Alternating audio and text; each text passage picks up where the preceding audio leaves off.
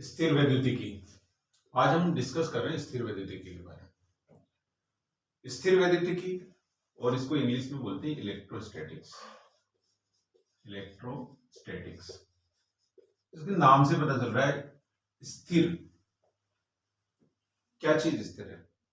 आवेश जब स्थिर अवस्था में हो, आवेश स्थिर अवस्था में यानी चार्ज किस कंडीशन में हो, V = 0 यानी मूव नहीं कर रहा हो, उस स्थिति में जो आवेश का प्रभाव होता है, प्रभाव किस तरह का, जैसे आवेशों के द्वारा विद्युत बल उत्पन्न किए जाते हैं, विद्युत बल, इलेक्ट्रिक फोर्सेस, विद्युत क्षेत्र की तीव्रता,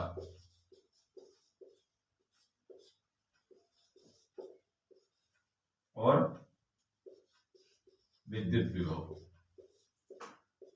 विद्युत विभव, इनके बारे में अध्ययन किया जाता है किसके अंदर, स्थिर वैद्युतिकी के अंदर। यानी स्थिर वैद्युतिकी में हम बात करते हैं जब आवेश स्थिर अवस्था में होते हैं तो उनके प्रभाव क्या है, यानी आवेश स्थिर अवस्था में भी कोई प्रभाव डालते हैं या नहीं डालते, और जो प्रभाव डालते हैं उनको हम स्थिर वैद्युतिकी में डिस्कस करते हैं, स्टडी करते हैं। और वो प्रभाव कौन कौन से होते हैं, विद्युत बल, कूलॉम फोर्सेस, इलेक्ट्रोस्टैटिक फोर्सेस, विद्युत क्षेत्र की तीव्रता, इलेक्ट्रिक फील्ड इंटेंसिटी, और विद्युत विभव, ये हम डिस्कस करेंगे इलेक्ट्रोस्टैटिक्स के अंदर।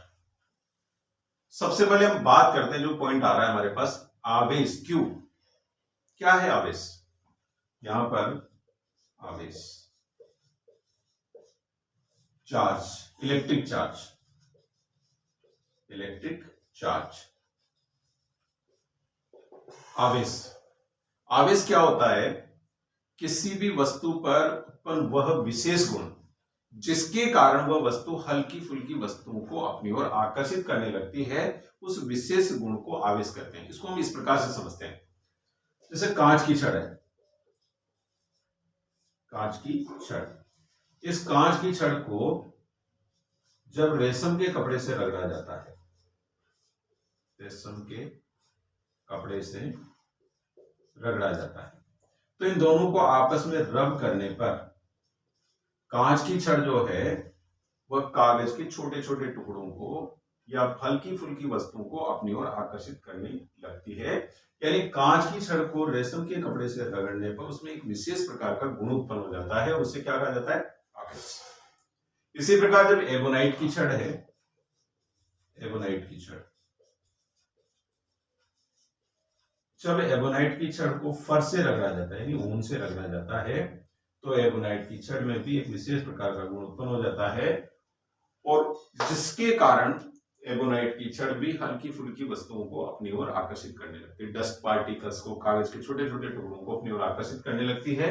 तो एबोनाइट की छड़ पर या कांच की छड़ पर जो ये विशेष गुण उत्पन्न हुआ उसे कहते हैं आवेश। उसे क्या कहते हैं, आवेश। ये जो आवेश है ये दो प्रकार के होते हैं। कौन कौन से होते हैं? एक होता है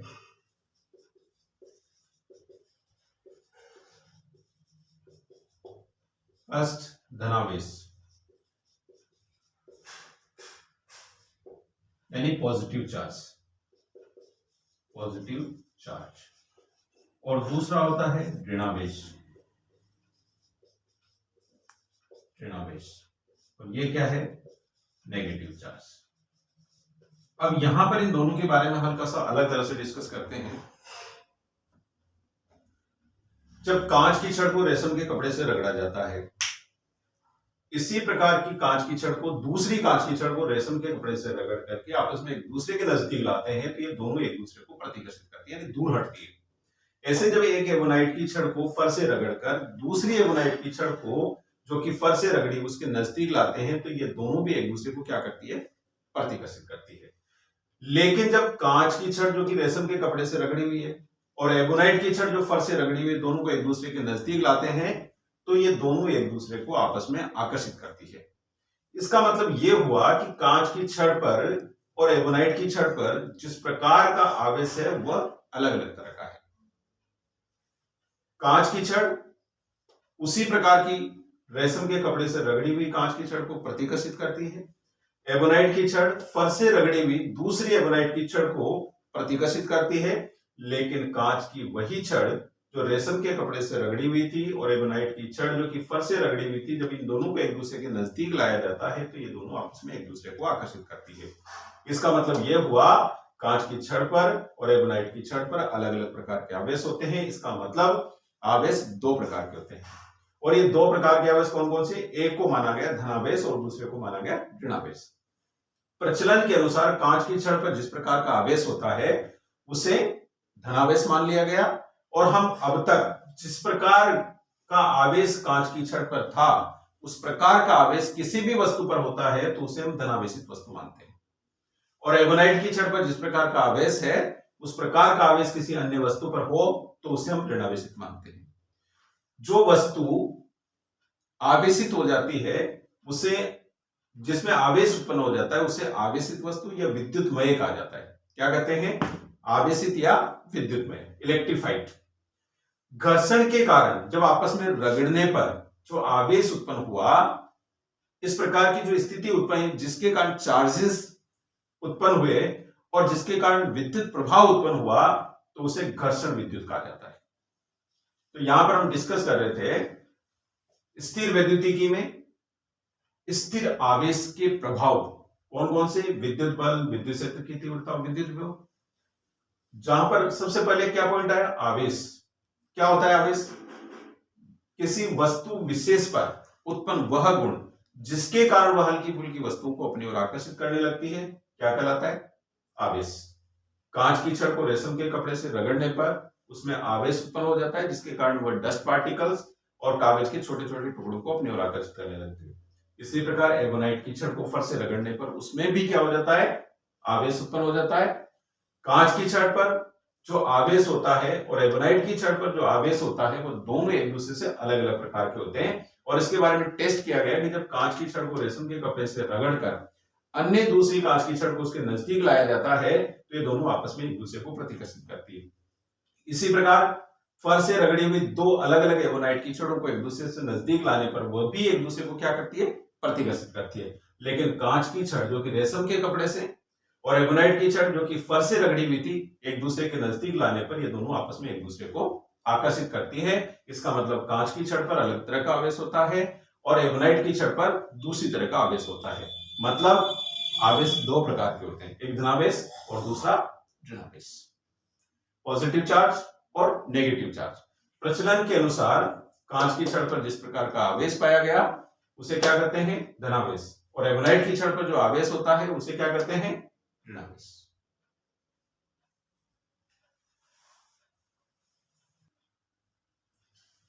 नेक्स्ट ध्रुवता, पोलैरिटी। पोलैरिटी क्या है? पॉजिटिव और जो नेगेटिव चार्जेस होते हैं उन दोनों के बीच का जो अंतर होता है उसको व्यक्त करने वाली या व्यक्त करने वाला जो गुण है या विशेषता है उसे ध्रुवता कहते हैं। और ये भी दो तरह की होती है। कौन कौन सी? धनात्मक ध्रुवता और ऋणात्मक ध्रुवता।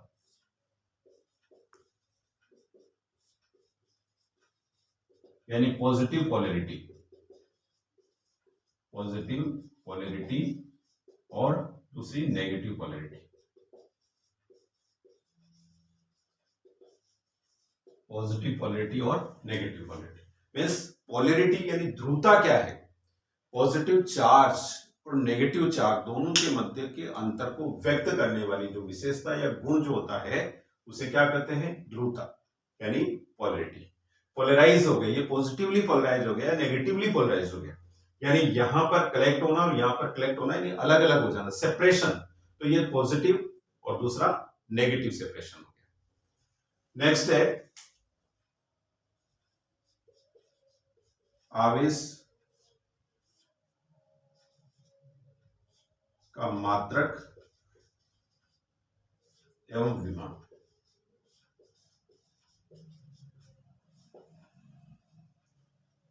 आवेश का मात्रक होता है कूलम। क्या होता है मात्रक? कूलम। और इसे किससे व्यक्त किया जाता है? C के द्वारा। लेकिन आवेश जो है, आवेश का जो मात्रक है कूलम, एक बहुत बड़ी वैल्यू है और जिसकी वजह से आवेश के मात्रक को माइक्रो कूलाम, नैनो कूलाम या पिको कूलाम में भी व्यक्त किया जाता है। माइक्रो का मतलब we know 10⁻⁻⁶ coulomb, nano 10⁻⁻⁹ coulomb and pico 10⁻⁻12 coulomb. ये वैल्यूज होती है। आवेश की जो विमा होती है, विमा, और विमा को हम थोड़ा सा आगे डिस्कस करेंगे तो हम यहां पर देखेंगे कि जो आई की वैल्यू होती है, आई मीन्स करंट, और ये वैल्यू होती है Q/T, यानी आवेश बटा समय, यानी आवेश के प्रवाह की दर को विद्युत धारा कहते हैं। और विद्युत धारा जो है 7 मूल भौतिक राशियों में से एक होती है। इसका मतलब ये हुआ Q = IT, और I की जो विमा होती है वो क्या होती है, A1, यानी इसका मात्रक होता है एम्पियर, इसलिए इसकी विमा को इस प्रकार से रिप्रेजेंट करते हैं। T टाइम है और इसकी विमा T1 है, इसलिए आवेश की जो विमा होती है वह क्या होगी, A1 T1, means M0 L0 T1 A1, ये इसकी विमा होती है। तो मात्रक क्या हो गया, कूलाम। बड़ी वैल्यू है मात्रक कूलाम, इसलिए इसको किस में रिप्रेजेंट किया जाता है, माइक्रो कूलाम, नैनो कूलाम या पिको कूलाम में रिप्रेजेंट किया जाता है। और विमा क्या होगी, I = Q/T। I क्या है यहाँ पर, करंट, Q क्या है, चार्ज, T क्या है, टाइम, और I विद्युत धारा मीन्स इलेक्ट्रिक करंट। आवेश के प्रवाह की दर को विद्युत धारा कहते हैं, किसके सापेक्ष, समय के सापेक्ष, यानी समय के साथ जो आवेश प्रवाह हो रहा है उसकी दर जो होती है विद्युत धारा होती है। इसलिए Q = क्या होगा, IT, I क्या है, करंट, T क्या है, टाइम। करंट की विमा क्या होगी, A1, टाइम की विमा क्या होगी, T1, मीन्स एम्पियर और टाइम। और इस प्रकार से आवेश की जो विमा होगी वो Q = A1 T1। और इसको पूरा रिप्रेजेंट करने में से जरूरत है नहीं, फिर भी अगर हम इसे रिप्रेजेंट करना चाहें तो हम ऐसे नोट कर सकते हैं, M0 L0 T1 A1। यहां पर M क्या है, मास, लेंथ, टाइम और करंट। इस प्रकार से हम इसकी विमा को रिप्रेजेंट कर सकते हैं। आवेश की विशेष गुणधर्म, आवेश के विशेष गुणधर्म यानी स्पेशल क्वालिटीज।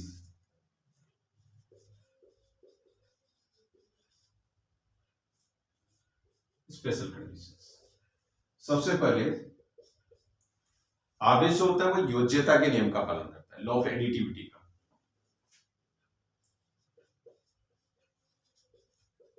योज्यता का नियम।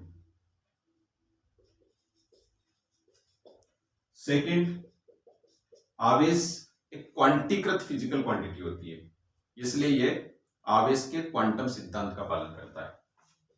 आवेश का क्वांटम सिद्धांत।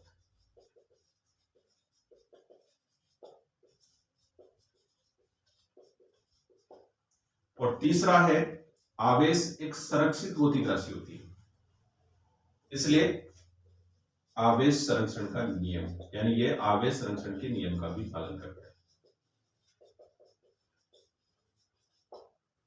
योज्यता का नियम क्या होता है, यानी law of additivity. Law of additivity, किसी भी वस्तु या निकाय पर जो आवेश होता है उसका कुल मान, यानी total value of the charges. जैसे सपोज यहां पर ये कोई निकाय है, कोई सिस्टम है, और इसमें कई सारे चार्जेस हैं, Q1 Q2 Q3 Q4 Q5, इस तरह से। जहां पर Q1 का जो वैल्यू है, Q1 = 1 माइक्रोकूलम, Q2 का वैल्यू है -2 माइक्रोकूलम, Q3 का वैल्यू है 3 microcoulomb, and Q4 that is equal to -4 microcoulomb, and Q5 = 5 microcoulomb. अब हमें क्या करना है, इस पूरे सिस्टम पर, यानी इस पूरे निकाय पर कुल आवेश कितना होगा ये देखना है। तो यहां पर योज्यता का नियम क्या कहता है कि किसी भी निकाय पर कुल आवेश का मान जो सभी आवेश है उनका चिन्ह सहित योग करने पर प्राप्त होता है। यानी पॉजिटिव है तो पॉजिटिव साइन के साथ लेंगे, नेगेटिव है तो नेगेटिव साइन के साथ लेंगे। इट मींस इस निकाय पर कुल आवेश sigma q that is equal to Q1 plus Q2 plus Q3 plus Q4 plus Q5, और ये वैल्यू क्या होगी 1 minus 2 plus 3 minus 4 plus 5 microcoulomb. कितना हो गया ये वैल्यू? -2 - 4 -6, 3 + 5 + 1 यानी 9 - 6 = 3 मीन्स 3 माइक्रोकूलम। ये लॉ ऑफ एडिटिविटी यानी योज्यता का नियम, यानी किसी भी निकाय पर कुल आवेश का मान उस निकाय में स्थित विभिन्न आवेशों के चिन्ह सहित योग करने पर प्राप्त होता है, और इसे योज्यता का नियम कहा जाता है, law of additivity. Okay, second है आवेश का क्वांटम सिद्धांत, quantization of charges, quantization of आवेशों का क्वांटम सिद्धांत। आवेशों का क्वांटम सिद्धांत।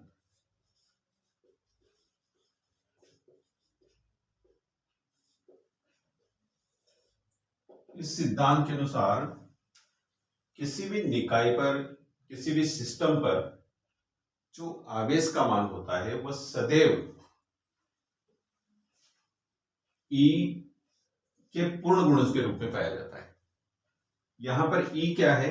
यह है इलेक्ट्रॉनिक चार्ज, इलेक्ट्रॉनिक चार्ज यानी इलेक्ट्रॉन पर जो आवेश होता है उसे इलेक्ट्रॉनिक चार्ज कहते हैं, और इसका जो वैल्यू होता है वो 1.6 × 10⁻⁻19 कूलम के बराबर होता है। इलेक्ट्रॉन पर नेगेटिव चार्ज होता है, लेकिन यहां पर हम क्वांटम वैल्यू ले रहे हैं, तो किसी भी निकाय पर जो चार्ज की वैल्यू होती है वो प्लस और माइनस, क्योंकि चार्ज दो तरह के होते हैं, पॉजिटिव चार्ज और नेगेटिव चार्ज, तो ये वैल्यू होते हैं n × E, और n का जो वैल्यू होगा वो क्या होगा?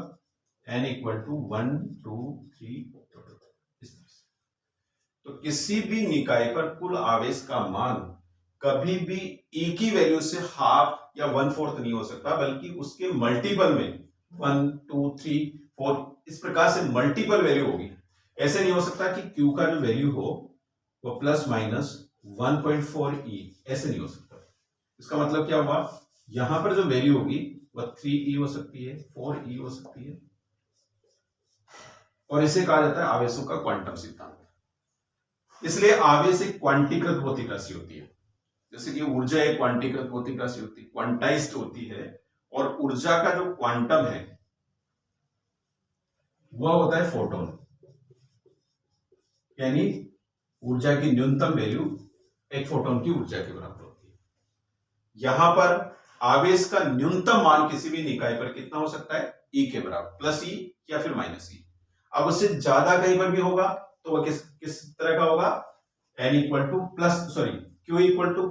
n × E, और n का वैल्यू क्या है? 1 2 3। इसका मतलब आवेशों का क्वांटम सिद्धांत कहता है कि किसी भी निकाय पर आवेश का मान सदैव इलेक्ट्रॉन पर आवेश के पूर्ण गुणज के रूप में ही पाया जाता है, इसकी वैल्यू कभी भी फ्रिक्शन में पाई नहीं जाएगी, यानी Q = +- n।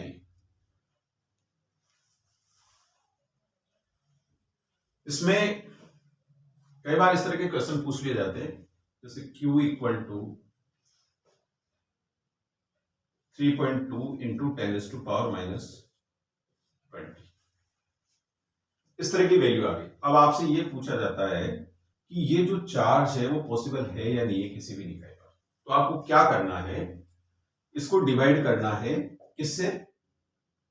E की वैल्यू से, मीन्स 1.6 × 10⁻⁻19 से, तो ये वैल्यू होगी हमारे पास 3.2 × 10⁻⁻20। डिवाइड करने पर ये वैल्यू क्या आ रही है? 2, और ये कितना हो गया? 10⁻2 × 10⁻⁻1 मीन्स 2/10, और ये वैल्यू क्या होगी? 0.2। और हम अच्छी तरह से जानते हैं कि वैल्यू जो होगी वो पॉइंट्स में फ्रिक्शन में कभी पॉसिबल नहीं है, इसलिए अगर आपसे ये इस तरह का कोई क्वेश्चन पूछा जाता है तो आपको कुछ नहीं करना, केवल E की वैल्यू से उस वैल्यू को डिवाइड करना है। डिवाइड करने पर जो वैल्यू आ रही है, अगर वह वैल्यू 1 2 3 इस फॉर्म में आती है, इसका मतलब ये चार्ज पॉसिबल है किसी निकाय पर, और अगर ये वैल्यू ऐसे नहीं आ रही, पॉइंट्स में आ रही है, इसका मतलब वो वैल्यू कभी पॉसिबल नहीं। Clear now?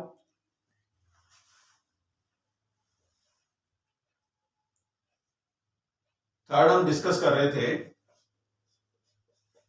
आवेश संरक्षण का नियम। आवेश संरक्षण का नियम। आवेश एक संरक्षित भौतिक राशि है, conserved physical quantity, law of conservation of charges, law of conservation of charges. यानी आवेश एक संरक्षित भौतिक राशि होती है। और इसका मतलब क्या है, आवेश संरक्षण के नियम का मतलब क्या है? आवेश को न तो उत्पन्न किया जा सकता है और न ही इसे नष्ट किया जा सकता है। आवेश केवल एक निकाय से दूसरी निकाय पर स्थानांतरित किया जा सकता है या स्थानांतरित हो सकता है, और इसे आवेश संरक्षण का नियम कहा जाता है। दूसरे शब्दों में मैं आवेश संरक्षण के नियम को अगर बताऊं तो इसका मतलब यह है कि किसी भी निकाय पर आवेश का वितरण या पुनर्वितरण, डिस्ट्रीब्यूशन और रीडिस्ट्रीब्यूशन, यानी ये एक निकाय है पूरा, और इस पर कुल चार्जेज है Q1, Q2, Q3, Q4, इस तरह से। अब हमने क्या किया, इस निकाय को 2 पार्ट्स में डिवाइड कर दिया, यानी यहां से ऐसे ये अलग कर दिया और ये अलग कर दिया। अब टोटल चार्जेस पहले कितने थे? पहले थे Q1 plus Q2 plus Q3 plus Q4। अब कितने हो गए? Q1 प्लस Q2, ये एक पार्ट हो गया, और प्लस Q3 प्लस Q4, ये दूसरा पार्ट हो गया। अब इनको वापस क्या कर दिया, इस वाले पार्ट को इधर ले लिया Q2 को, और इधर वाले पार्ट को इधर ले लिया Q1 को। तो यहां पर जो चार्ज का डिस्ट्रीब्यूशन या रीडिस्ट्रीब्यूशन, यानी वितरण और पुनर्वितरण किसी भी तरह से किया जाए, कुल आवेश का मान सदैव क्या रहता है? नियत रहता है, और इसे आवेश संरक्षण का नियम कहा जाता है। यहां पर देखें तो फोटोन होता है, फोटोन, ये कुछ विशेष परिस्थितियों में जिसे कहते हैं युग्म उत्पादन की घटना। एक युग्म में जिसे पॉजिट्रॉन E प्लस और प्लस इलेक्ट्रॉन E माइनस, ये दो भागों में डिवाइड हो जाता है, फोटोन E प्लस और E माइनस, और इसे कहते हैं युग्म उत्पादन की घटना, पेयर प्रोडक्शन। तो पेयर प्रोडक्शन में फोटोन जब पॉजिट्रॉन और इलेक्ट्रॉन में डिवाइड होता है तो पॉजिट्रॉन के पास चार्ज होता है प्लस E, और इलेक्ट्रॉन के पास चार्ज होता है minus E। Means total charge कितना हुआ? Plus E plus minus of E, that is equal to 0। और फोटोन के पास चार्ज कितना होता है? 0। इट मींस यहां पर चार्ज जो है डिस्ट्रीब्यूशन के बाद या रीडिस्ट्रीब्यूशन के बाद पूरा जो निकाय है, पूरा जो सिस्टम बनता है या बिगड़ता है, उस पर चार्ज की कुल वैल्यू हमेशा इक्वल होती है। और इसका अपोजिट अगर हम देखें तो इसे एनिहिलेशन बोला जाता है, विनाशीकरण की घटना। जब एक पॉजिट्रॉन और एक इलेक्ट्रॉन मिलकर के एक फोटोन में परिवर्तित हो जाते हैं, तो पहले दोनों के पास चार्ज कितना था? Plus E plus minus of E, that is equal to 0। और अब जब फोटोन में कन्वर्ट हुआ तो आवेश कितना हुआ? 0। इसका मतलब टोटल चार्ज की वैल्यू हमेशा कंजर्व रहती है। और इसको हम इस तरह से भी समझ सकते हैं, देखो ये जो कांच की छड़ को जब रेशम के कपड़े से रगड़ा गया, कांच की छड़ प्लस रेशम का कपड़ा, रेशम का कपड़ा। अब यहां देखो आप, कांच की छड़ को जब रगड़ा नहीं गया था तब यह आवेशित नहीं थी, और जब कोई वस्तु आवेशित नहीं होती तो उसमें कुछ इलेक्ट्रॉनों की संख्या और प्रोटॉनों की संख्या बराबर होती है, इसलिए कुल आवेश का मान 0 होता है, वह विद्युत उदासीन अवस्था में होती है। तो बिना रगड़ी हुई कांच की छड़ पर आवेश कितना है? 0। बिना रगड़ी हुई रेशम के कपड़े पर आवेश कितना है? 0। अब जब इन दोनों को आपस में रगड़ा गया तो कांच की छड़ धनावेशित हो गई और रेशम का कपड़ा क्या हो गया? ऋणावेशित। इस पर suppose plus N into E आवेश आया। प्लस N इंटू E आवेश का मतलब क्या है? कांच की छड़ में से N इलेक्ट्रॉन निकल करके कहां पर चले गए? रेशम के कपड़े पर। तो इस पर आवेश कितना आ गया? Plus of minus of N into E, यानी पहले आवेश कितना था दोनों पर? 0। अब दोनों पर आवेश कितना हो गया? 0। तो किसी भी निकाय पर आवेश का वितरण या पुनर्वितरण किसी भी तरह से हो, प्रत्येक स्थिति में आवेश का कुल मान सदैव नियत रहता है, और इसे आवेश संरक्षण का नियम कहा जाता है। यानी आवेश न तो उत्पन्न किया जा सकता है और न ही इसे नष्ट किया जा सकता है, ये केवल एक वस्तु से दूसरी वस्तु में स्थानांतरित हो सकता है। आवेश से संबंधित कुछ महत्वपूर्ण बिंदु।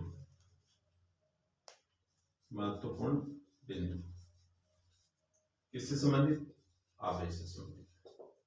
जैसे फर्स्ट पॉइंट, आवेश क्या है? एक अदिश राशि होती है। आप जानते हो अदिश राशि और सदिश राशि? अदिश राशि यानी स्केलर क्वांटिटी। अदिश राशि वह भौतिक राशि होती है जिसको व्यक्त करने पर केवल मात्रक की मैग्नीट्यूड और यूनिट की जरूरत पड़ती है, यानी परिमाण और मात्रक की आवश्यकता होती है। और सदिश राशि वह भौतिक राशि होती है जिसे व्यक्त करने के लिए परिमाण और मात्रक के साथ साथ दिशा की भी जरूरत पड़ती है। तो यहां पर आवेश क्या है? एक अदिश राशि है। सेकेंड पॉइंट, ये जो आवेश होता है इस बात पर निर्भर नहीं करता कि कोई वस्तु गतिशील अवस्था में है या स्थिर अवस्था में है, यानी वस्तु के स्थिर होने और गतिशील होने पर आवेश के मान पर कोई प्रभाव नहीं पड़ता। उसकी प्रकृति और परिमाण दोनों नियत रहते हैं। लेकिन जब कोई वस्तु गतिशील अवस्था में आती है तो द्रव्यमान का जो मान होता है वह इस तरह से चेंज होता है, m equal to m not upon root of 1 minus v square upon c square. यहां पर m क्या है? जब कोई वस्तु गतिशील अवस्था में है और उसका वेग बहुत ज्यादा है तब उस कंडीशन में यहां पर c प्रकाश का वेग है और c का जो वैल्यू होता है वो 3 इंटू 10⁸ मीटर पर सेकंड का होता है। और m नॉट क्या है?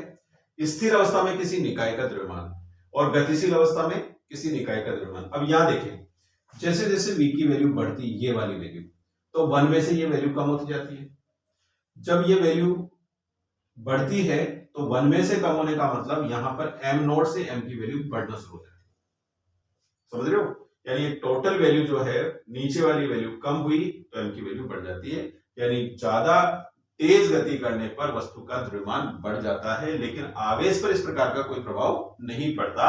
यानी स्थिर अवस्था में भी आवेश का परिमाण और प्रकृति वही होती है जो गतिशील अवस्था में होती है, गतिशील अवस्था में वही होती है जो स्थिर अवस्था में होती है। इसलिए गतिशील अवस्था या स्थिर अवस्था का आवेश की प्रकृति पर कोई प्रभाव नहीं पड़ता।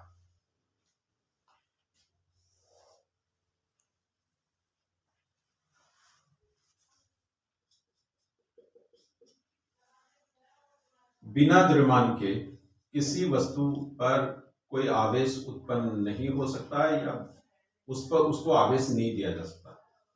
बिना द्रव्यमान के किसी वस्तु पर कोई आवेश नहीं हो सकता, आवेश संभव नहीं है। और इसका महत्वपूर्ण उदाहरण है फोटोन। फोटोन का विराम द्रव्यमान 0 होता है, m इक्वल टू 0, और इसलिए फोटोन पर आवेश की वैल्यू भी क्या होती है? 0। यानी किसी वस्तु में अगर द्रव्यमान नहीं है, द्रव्यमान रहित तो वस्तु जो है उस पर आवेश नहीं होगा। क्योंकि आवेश होता क्या है? एक्चुअली में आवेश जो भी कोई वस्तु होती है उसमें जो परमाणु होता है और परमाणु का जो नाभिक होता है वो धनावेशित होता है, उसमें न्यूट्रॉन और प्रोटॉन होते हैं और नाभिक के चारों तरफ इलेक्ट्रॉन गति करते रहते हैं। और आवेशित होने का मतलब होता है इलेक्ट्रॉन का स्थानांतरण। तो जिस वस्तु के पास इलेक्ट्रॉन है इसका मतलब उसमें प्रोटॉन भी है तो उसमें द्रव्यमान होगा, और जिस पर ये जा रहे इलेक्ट्रॉन इसका मतलब ये हुआ कि वहां पर भी द्रव्यमान का स्थानांतरण हो रहा है। तो जब कभी भी आवेशित वस्तु होती है, जब कभी भी कोई वस्तु आवेशित होगी तो निश्चित रूप से उसके पास द्रव्यमान होगा, यानी बिना द्रव्यमान के किसी वस्तु पर आवेश संभव नहीं। फोर्थ पॉइंट, जब कोई आवेश स्थिर अवस्था में होता है यानी Q किस स्थिति में? V इक्वल टू 0, यानी स्थिर अवस्था में, तो स्थिर आवेश जो है वो क्या उत्पन्न करता है? केवल विद्युत क्षेत्र उत्पन्न करता है। क्या उत्पन्न करता है? विद्युत क्षेत्र, यानी विद्युत प्रभाव उत्पन्न करता है। जब कोई आवेश गतिशील अवस्था में होता है और ये भी V इक्वल टू कॉन्स्टेंट स्थिति में, यानी नियत वेग से गति कर रहा हो, तब ये विद्युत क्षेत्र भी उत्पन्न करता है और चुंबकीय क्षेत्र भी उत्पन्न करता है। इलेक्ट्रिक फील्ड और मैग्नेटिक फील्ड दोनों उत्पन्न करता है। लेकिन इसकी तीसरी कंडीशन है, वह है यदि V क्या है? परिवर्ती, यानी वेरिएबल। या परिवर्तित होने का मतलब क्या होगा? इसका मतलब होता है त्वरित गति। जब कोई आवेश त्वरित गति करता है तो त्वरित गति के कारण परिवर्ती विद्युत क्षेत्र उत्पन्न होता है। कौन सा विद्युत क्षेत्र? परिवर्ती, यानी इसकी वैल्यू चेंज हो रही है। और इसी प्रकार परिवर्ती चुंबकीय क्षेत्र उत्पन्न होता है। और जब कहीं पर भी विद्युत क्षेत्र और चुंबकीय क्षेत्र दोनों परिवर्तित होते हैं एक साथ, यानी किसी एक आवेश की गति के कारण, और यहां पर एक विशेष बात यह है जिसके बारे में हम इलेक्ट्रोमैग्नेटिक वेव्स में डिस्कस करेंगे, जब कभी परिवर्ती विद्युत क्षेत्र और परिवर्ती चुंबकीय क्षेत्र कब उत्पन्न होते हैं? जब आवेश त्वरित गति करता है। और यहां पर एक खास बात यह है कि जो विद्युत क्षेत्र है, ये विद्युत क्षेत्र और ये चुंबकीय क्षेत्र दोनों एक दूसरे के लंबवत उत्पन्न होते हैं। यानी विद्युत क्षेत्र की दिशा अगर यह है, चुंबकीय क्षेत्र की दिशा इस तरफ होगी। कब? जब आवेश त्वरित गति करता है तो परिवर्ती विद्युत क्षेत्र और परिवर्ती चुंबकीय क्षेत्र दोनों उत्पन्न होते हैं। अगर ये पॉजिटिव एक्स डायरेक्शन में है और ये पॉजिटिव वाई डायरेक्शन में है, तो इन दोनों परिवर्ती चुंबकीय क्षेत्र और परिवर्ती विद्युत क्षेत्र के साथ एक नई चीज उत्पन्न होती है, एक विक्षोभ उत्पन्न होता है, और उसे कहते हैं विद्युत चुंबकीय तरंगे, और उसकी दिशा पॉजिटिव जेड डायरेक्शन होती है, यानी इलेक्ट्रोमैग्नेटिक वेव्स EMW, और उसकी डायरेक्शन क्या होगी? Positive Z direction. इसका मतलब यह हुआ स्थिर आवेश केवल विद्युत क्षेत्र उत्पन्न करते हैं, गतिशील आवेश विद्युत क्षेत्र और चुंबकीय क्षेत्र दोनों उत्पन्न करते हैं। गतिशील किस प्रकार के? नियत वेग से गतिशील हो तो विद्युत क्षेत्र और चुंबकीय क्षेत्र दोनों उत्पन्न करते हैं। लेकिन अगर आवेश परिवर्ती वेग से यानी त्वरित गति कर रहा हो तो परिवर्ती विद्युत क्षेत्र और परिवर्ती चुंबकीय क्षेत्र उत्पन्न होता है, और साथ साथ ये दोनों चुंबकीय क्षेत्र और विद्युत क्षेत्र परस्पर एक दूसरे के लंबवत होते हैं, और साथ ही एक विक्षोभ उत्पन्न होता है, यानी विद्युत चुंबकीय तरंगों का उत्सर्जन।